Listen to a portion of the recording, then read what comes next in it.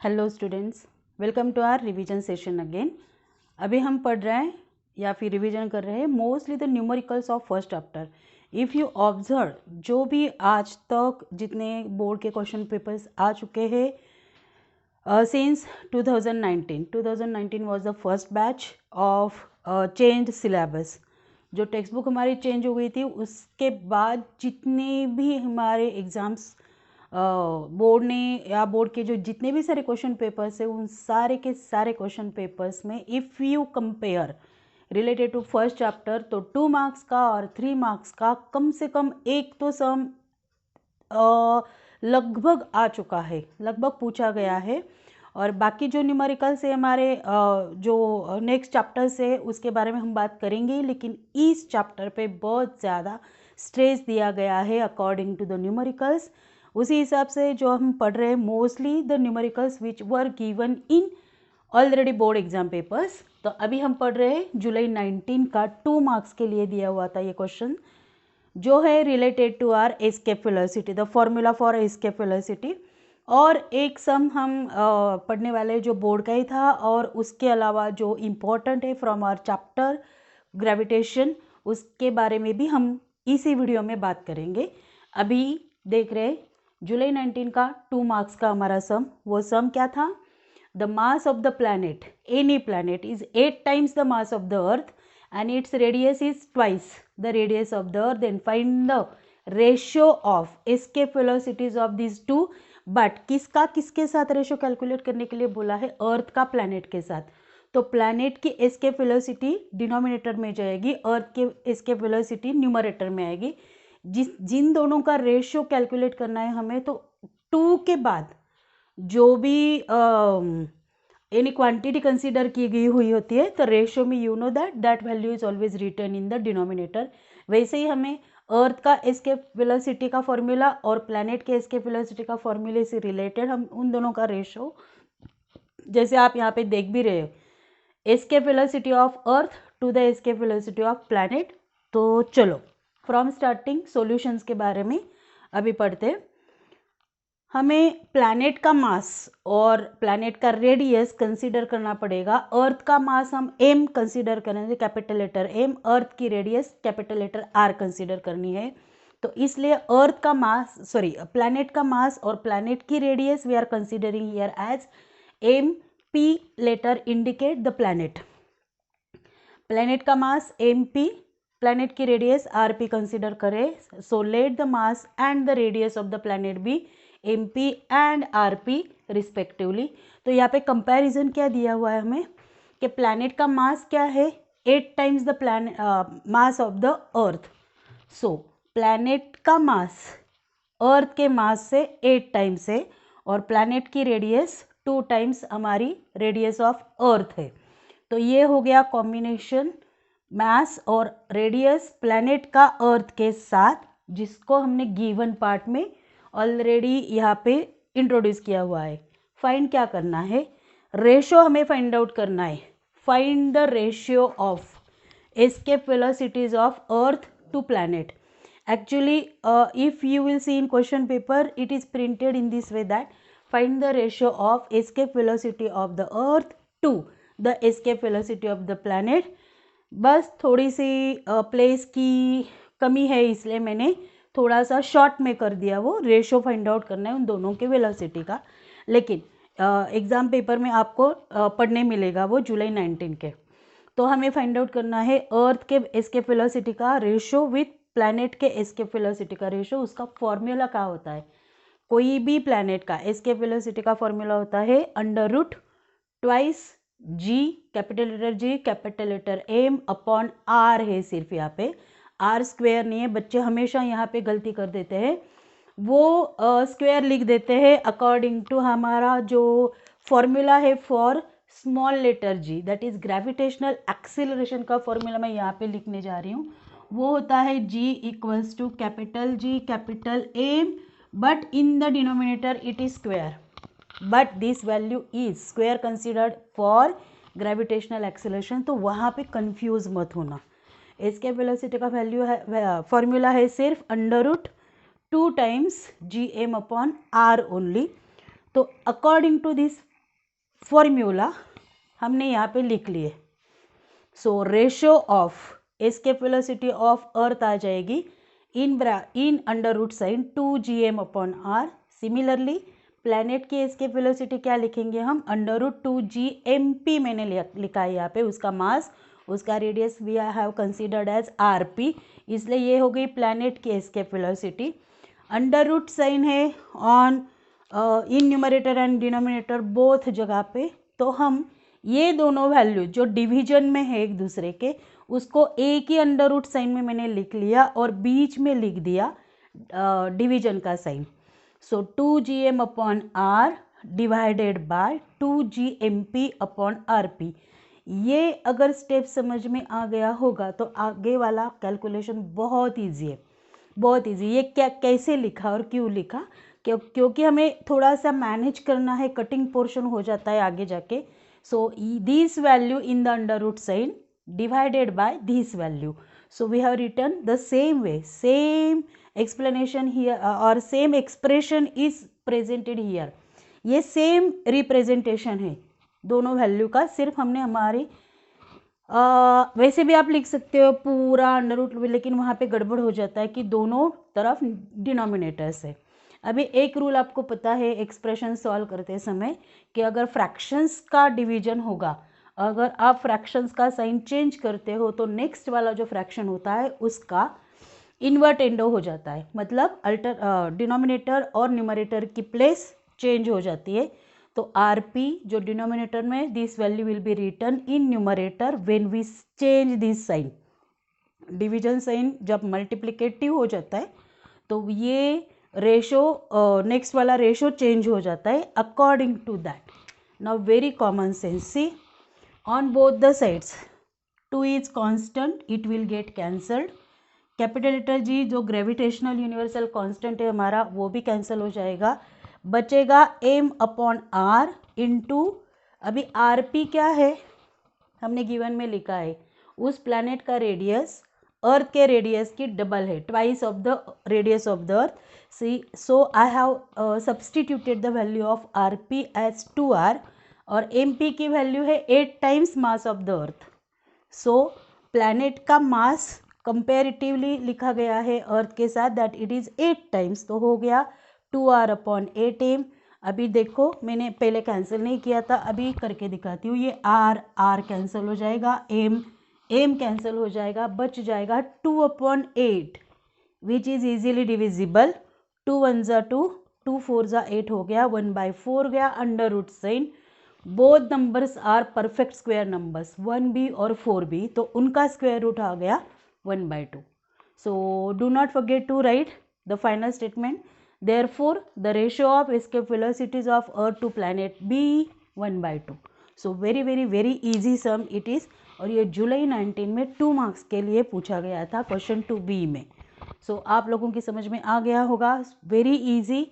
Screenshot ले लो, एक बार अपने हाथ से अपने नोटबुक में कॉपी कर लो, लिख लो, that means you will get the idea while solving yourself. अभी तो सामने है, सब समझ में आ रहा है, लेकिन जब एग्जाम में अपने आप खुद सॉल्व करना पड़ता है तब कभी कभी बच्चे कंफ्यूज हो जाते हैं। सो टेक स्क्रीनशॉट, उसके बारे में हम जुलाई के ही क्वेश्चन पेपर में 3 मार्क्स के लिए भी एक क्वेश्चन आ गया था, I think we have solved it. देखते हैं अभी ये 2 मार्क्स का क्वेश्चन, प्लीज़ टेक स्क्रीनशॉट, और फिर दूसरे वाले सम के बारे में हम बात करेंगे। ओके बच्चों, तो अभी देखो, अभी आपकी समझ में आ जाएगा। जैसे आप अभी देख रहे हो, मैंने यहाँ पे और एक सम लिखा हुआ है जो है हमारा जुलाई 19 का ही, बट 3 मार्क्स का सम है, और ये सम भी वेरी वेरी इंपॉर्टेंट है। ये ऑलरेडी हमारे टेक्स्ट बुक में दिया हुआ है। जब आप देखोगे न्यूमेरिकल्स में, तो न्यूमेरिकल्स में हमारा ये सम डी नंबर की और डी लेटर के नाम से, यार 4th वाला सम जो एक्सरसाइज में दिया हुआ है वही सम है। The same sum was given in July 19 question paper for 3 marks. Very easy sum ये भी है, लेकिन थोड़ा इसमें कन्फ्यूजन क्या हो जाता है बच्चों का, while taking the value of G. अगर जी की वैल्यू गलत हो गई तो आपका पूरा का पूरा आगे वाला आंसर रॉन्ग हो जाता है। क्वेश्चन है an object is thrown vertically upward direction, वो पहुंच गया at the height of 500 metre. So we have to find what would be its initial velocity. और जैसे ही ऑब्जेक्ट ऊपर जाएगा and again when it will reach on the earth, जैसे फिर से फॉल हो जाएगा तो वो कितने टाइम के बाद अर्थ पे रीच होगा. So see the second one, how long will the object take to come back to the earth. तो वो फिर से नीचे गिरने में कितना टाइम लेगा, ऐसे वाला सम है. अकॉर्डिंग टू जैसे सम पढ़ोगे आप, जैसे सम पढ़ोगे, सम पढ़ने के बाद पहले समझ में आ जाता है वैल्यू क्या दी हुई है, 500 मीटर हाइट बोला है. Height that means it is the value of displacement, S की वैल्यू होती है, हमेशा याद रखना. हाइट के बारे में बोला है तो वो समझो लेटर हमारे एस की वैल्यू है 500 मीटर. जी ग्रेविटेशनल एक्सेलरेशन हमें लेने के लिए बोला है 10 metre per second square low, not 9.8 exactly. ठीक है 10 ही लेनी है, लेकिन यहाँ पे अगर रॉन्ग हो गए आप लोग तो ये पूरा का पूरा सम अगर किसी टीचर ने दे भी दिया half mark while writing the correct value of S तो ही मिल सकता है, या फिर यू विल गेट 0 मार्क्स. और ज़्यादा से ज़्यादा क्या होगा, writing correct formula, for writing correct formula may be you will gate half mark. लेकिन जी की वैल्यू अगर रॉन्ग हो गई, रॉन्ग मतलब क्या बोल रही हूँ मैं, कोई भी object when is going up in above direction, ऊपर जा रहा है, that means it is mostly opposite to its gravitational force. तो ग्रेविटेशनल एक्सेलरेशन वो माइनस कम कम होता जाता है ना, तो वो हमेशा नेगेटिव लेना पड़ता है. जब भी कोई ऑब्जेक्ट नीचे गिर रहा है at that time value of g is always positive. But कोई ऑब्जेक्ट वर्टिकली अपवर्ड थ्रोन किया जा रहा है या कोई लॉन्चिंग हो रहा है किसी planet sorry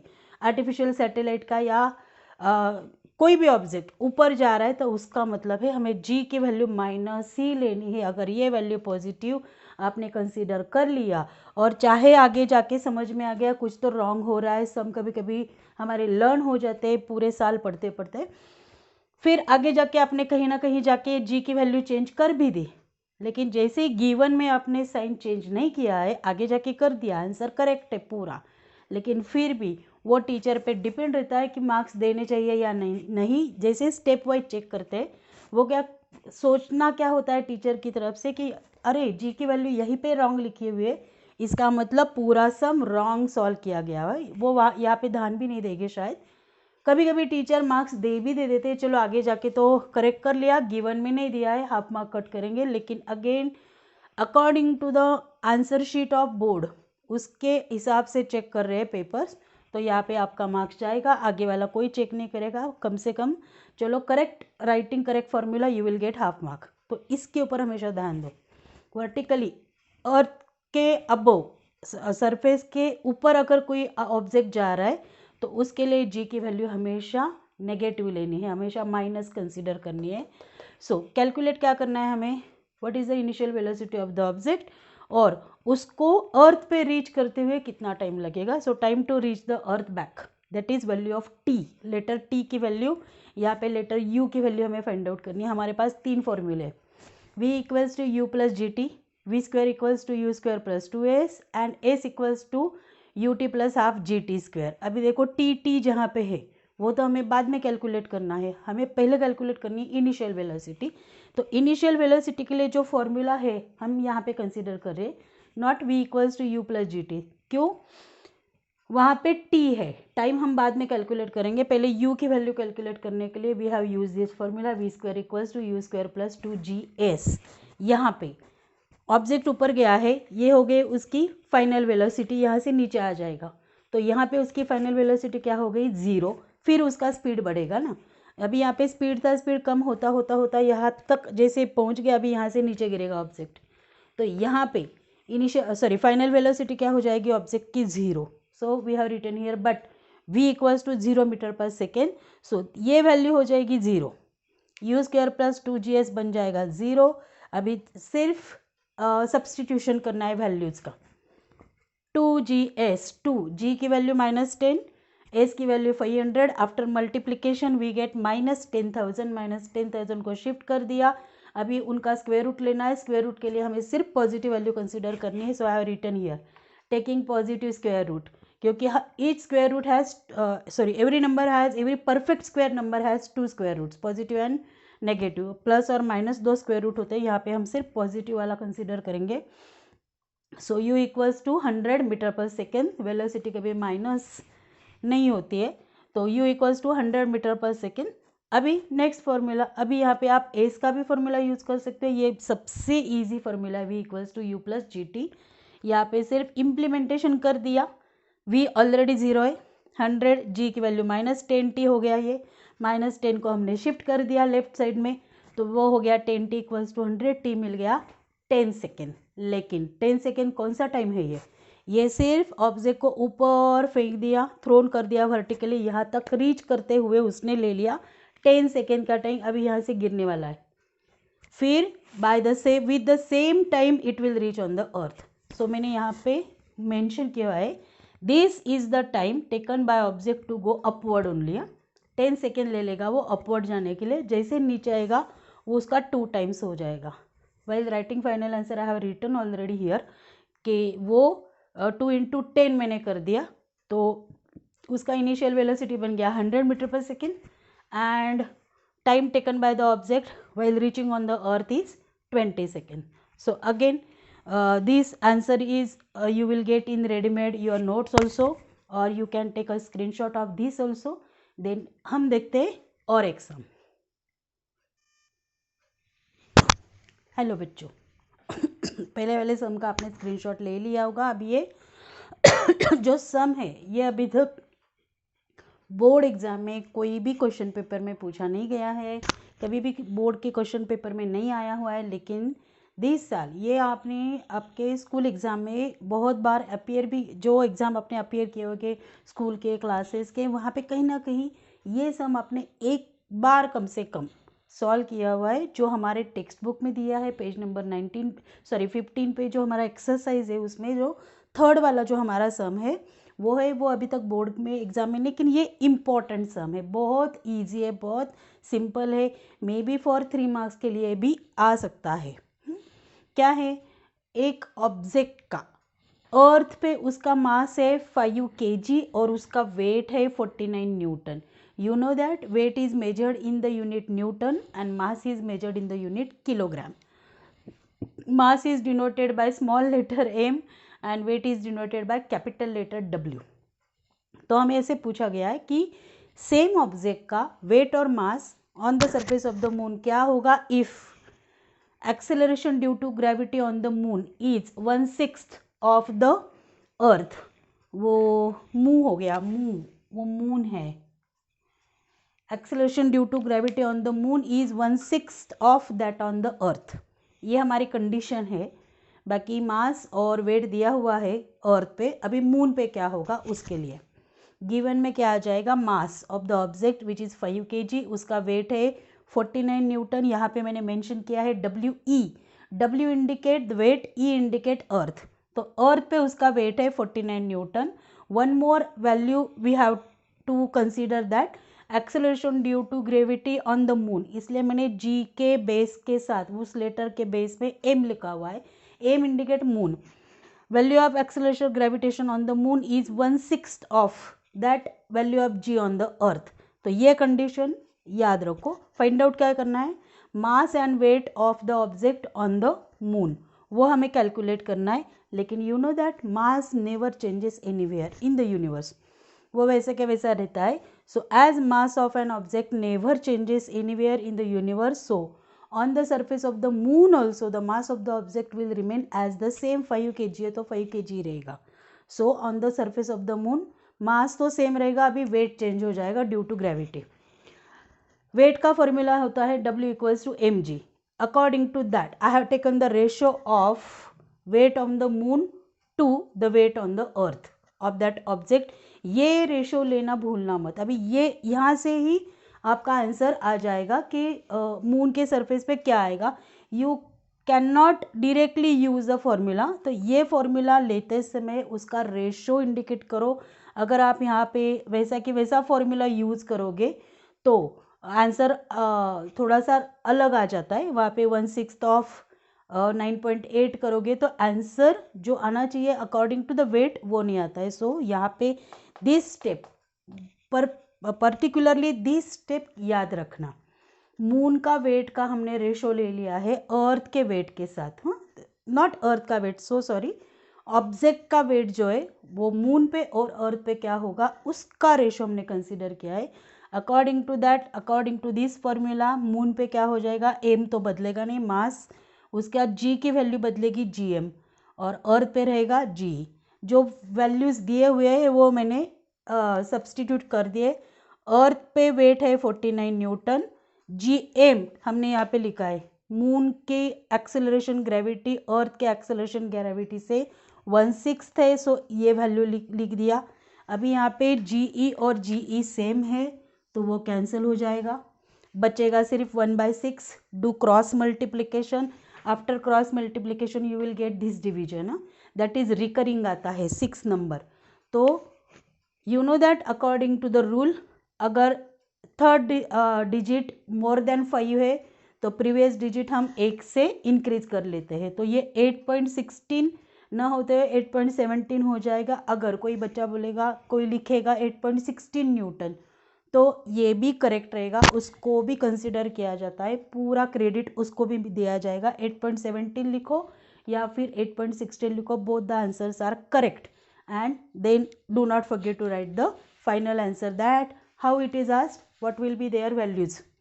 So the values of the mass and the weight of an object on the surface of the moon will be 5 kg and 8.17 Newton. Again take screenshot. ये वाला सम मुझे इस साल 23 मार्च 23 के एग्ज़ाम के लिए साइंस 1 में इम्पॉर्टेंट लग रहा है, क्योंकि आज तक अभी तक नहीं आया है किसी भी बोर्ड एग्जाम में। वेरी इजी है but IMPA, so take a screenshot. We will see one more sum. Okay बच्चों, अभी ये हमारे इस चैप्टर के रिवीजन का लास्ट वाला सम है, जो कि है अगेन पेज नंबर 15 पे जो ई वाला 5th वाला जो सम है दिया हुआ है एक्सरसाइज में, वो ये भी बहुत इजी है, इसलिए मुझे ये IMP लग रहा है 2 मार्क्स के लिए, क्योंकि ये भी अभी तक एक भी बोर्ड एग्ज़ाम के पेपर में अभी तक बोर्ड ने पूछा नहीं गया है। जितने भी हमारे मार्च 19 से लेकर जुलाई 22 तक जितने भी एग्ज़ाम हुए हैं, क्योंकि जुलाई 22 का क्वेश्चन पेपर मुझे नहीं मिल गया, मैंने बहुत कोशिश की, लेकिन अभी तक मेरे पास जुलाई 22 का पेपर नहीं है। उस पर कौन सा न्यूमेरिकल आया पूछा गया होगा ये अभी तक मुझे नहीं पता है। मे बी ये जुलाई 22 पे आ भी गया होगा, बोर्ड ने दिया भी होगा, लेकिन एज पर मेरे पास जितने सारे क्वेश्चन पेपर्स है उसमें तो नहीं है ये वाला सम, लेकिन टेक्स्ट बुक में है, एक्सरसाइज में बहुत ईजी है। टेबल और